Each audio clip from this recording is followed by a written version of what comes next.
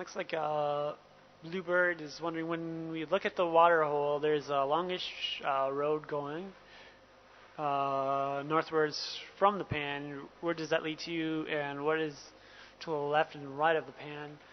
At the watering hole, that road kind of leads towards our camp as well as just out into the bush.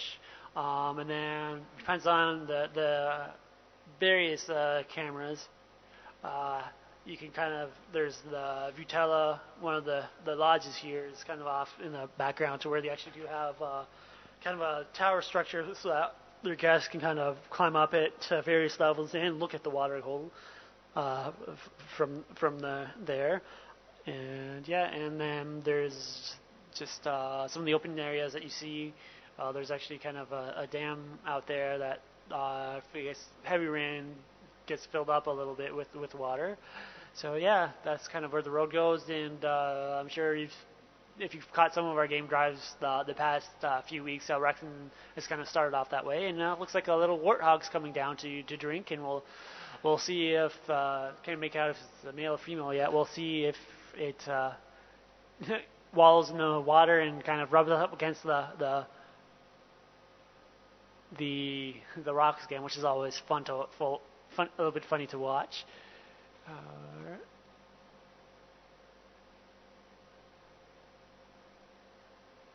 Uh, let's see. Mike is wondering with the GPS map, will it be able to tell us the coordinates in order that we can see it on Google Earth? Uh, I believe we are working on that to link it up with Google Earth if it's not already up with Google Earth, But I know that Pete Brott kind of knows some of the GPS coordinates from here, but I'm sure that there might be a way that you can just find them out on the live map that it puts out on the normal game drives. Yeah, to where he might stop by in a little bit and he might know a little bit more. Yeah, yeah.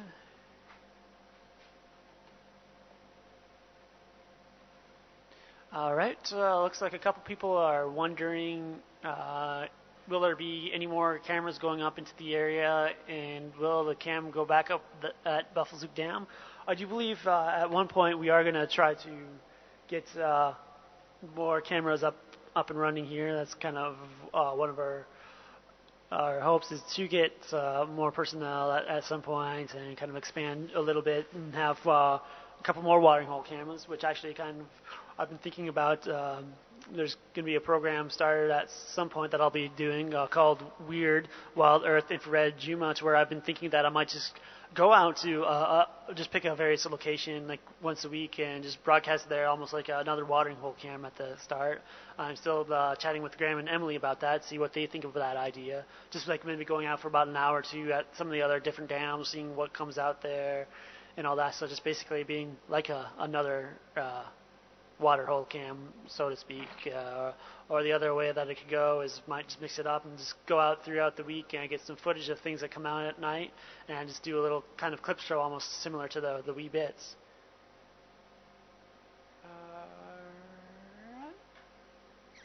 Let's see if I can remember some. We have Pure Class wondering a little bit more facts about warthogs. Hopefully I can remember some of it. That's one of the things that it came working here with Peter and Rexon and also Texan when he was around.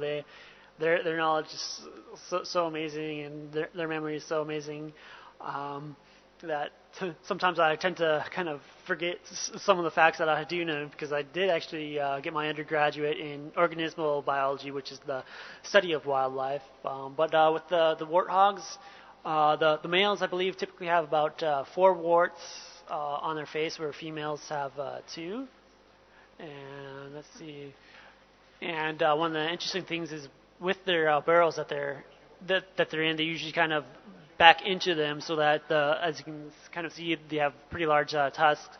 So that way, if a leopard or any kind of predator comes near the burrows, they can quickly come out as well as defend themselves. So they do kind of go backwards into into their dens, which is kind of a funny sight to see. I've seen it before a couple times, not here yet, but it is kind of funny to watch.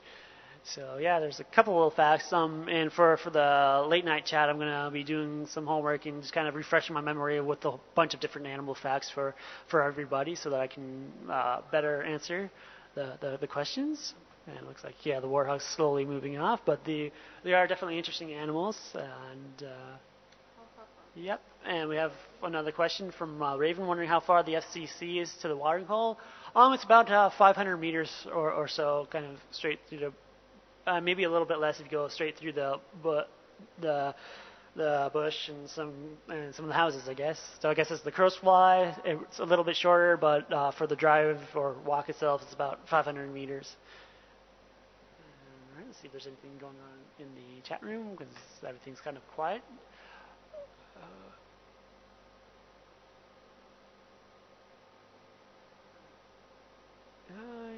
Yeah, welcome. And yeah, once again, so I'm still kind of learning some of the systems and learning a little bit about the areas. So I am gonna try to do that, and that's what I'll try to do with the Saturday evening chats, because it sounds like it might actually go to become a regular thing, to where during the week I'll just kind of there's some interesting comments I'll get to you, but I'll be trying to learn a little bit more and brush up on some of my knowledge to help explain more. But that's also the other wonderful thing about in the chat rooms.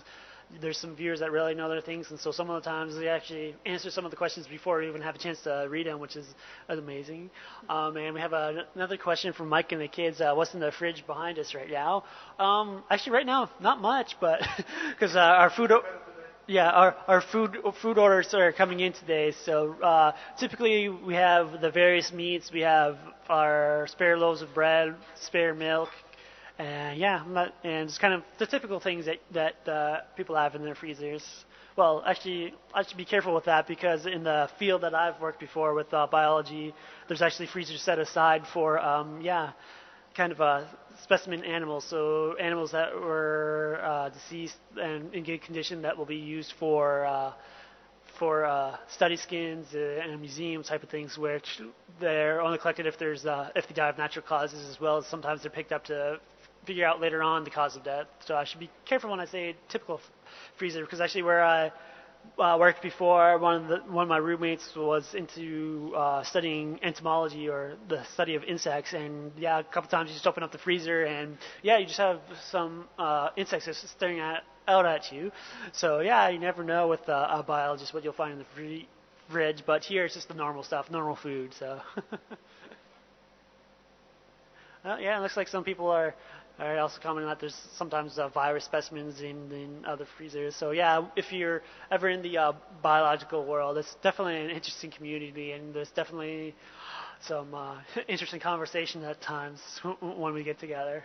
I was a member of Beta Beta Beta, better known as Tri Beta, which is a kind of National Biological Honor Society in college, and which would always have yearly conventions, and it's always an interesting time getting together with a bunch of biologists, because we have some interesting conversations that I'm sure would probably gross a lot of other people out, and I'm sure it probably scares a lot of people if they don't know some of the stuff. So it's definitely interesting.